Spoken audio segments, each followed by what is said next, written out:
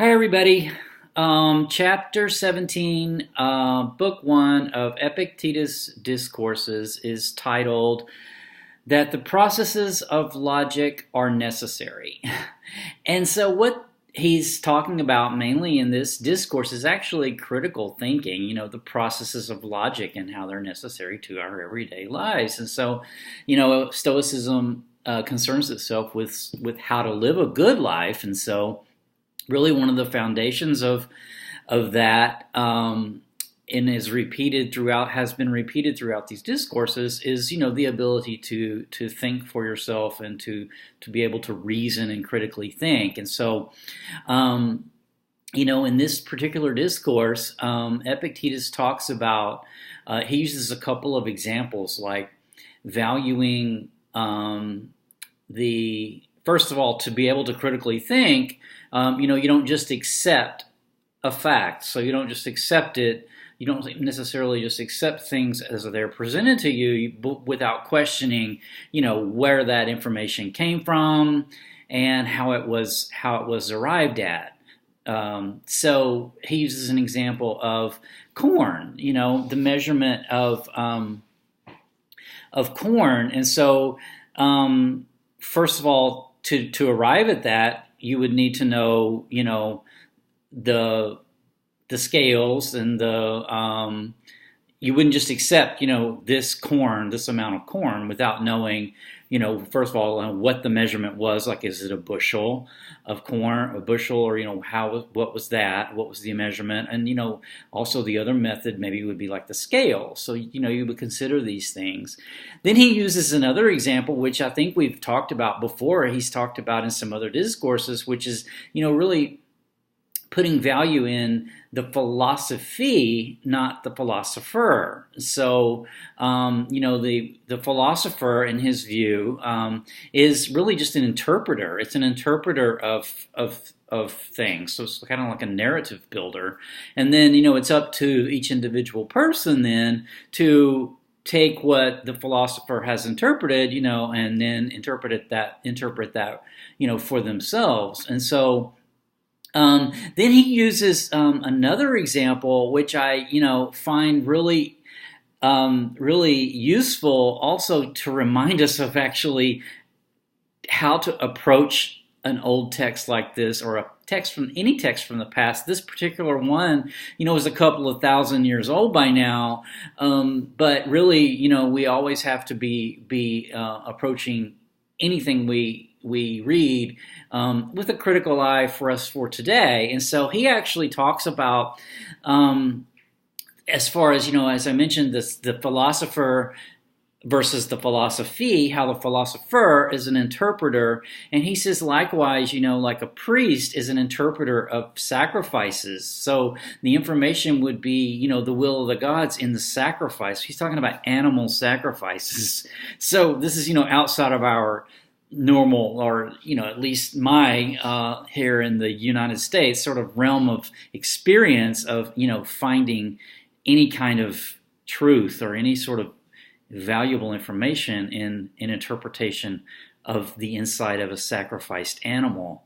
As a matter of fact, that sort of flies in the face of logic to me.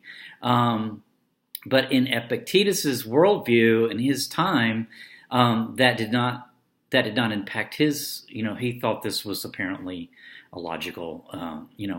He actually says, I'll read it here. For we have no need of Chrysippus for his own sake, Chrysippus meaning a philosopher, but only to enable us to follow nature. So, we only need the philosopher in order to be able to interpret, help us interpret, reality. Just as we have no need for himself of the priest, who offers sacrifice, but because we think that through him we shall understand the signs which the gods give of the future, nor do we need the sacrifice for itself, but because through it the sign is given. Nor do we marvel at the crow or the raven, but at God who gives his signs by them. So, that to me, wow. That's a good lesson, though. It's a good lesson to I think a lot of times many people take old texts and accept them for the literal truth, even though even though our understanding of the world and our understanding of morality has shifted over the course of centuries and decades and centuries and millennia.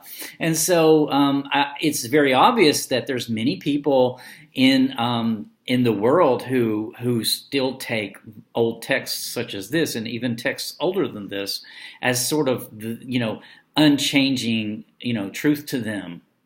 Whereas I would read this particular text and say, I would reject that part of Epictetus. That would be the lesson of, understanding the philosophy, not the philosopher. So the important thing is to take the information, and really think for yourself.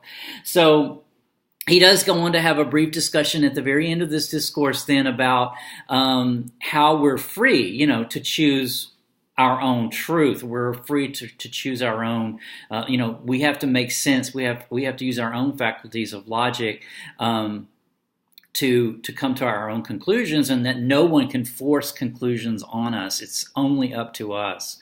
One of the other people speaking in this discourse says, yeah, but someone can force their opinion on you because they can threaten to kill you,